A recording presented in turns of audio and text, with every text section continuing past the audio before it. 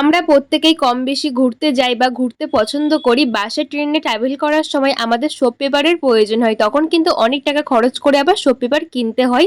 আমরা খুব সহজে বাড়িতে থাকা যেকোনো সাবান একটু গ্রেটারের সাহায্যে গ্রেট করে একটা কৌটোর মধ্যে নিয়ে আমরা যখন ট্রাভেল করব বাসে ট্রেনে তখন যদি ক্যারি করি তখন কিন্তু আর সোপ পেপার কিনে টাকা নষ্ট করতে হবে না। ঘরে থাকা যেকোনো সাবান আমরা একটুখানি গ্রেট করে ব্যাগের মধ্যে নিয়ে যাব। বাসে ট্রেনে যেখানেই যাই না কেন এইরকম কৌটোর মধ্যে থাকলে একটুখানি বের করে হাতে দিয়ে সুন্দর মতো হাতটাকে পরিষ্কার করে ফেলতে পারবো। 3 দিন 4 দিন বাসে ট্রেনে ট্রাভেল করলে সোপ পেপার না কিনে ঘরে থাকা যে কোনো সাবান গ্রেট করে নিয়ে গেলে আরামসে আমরা হাতে দিয়ে হাতটা পরিষ্কার করতে পারবো। আশা করছি ছোট্ট আইডিয়া কাজে আসবে। কেমন লাগলো অবশ্যই কমেন্ট করে বলো।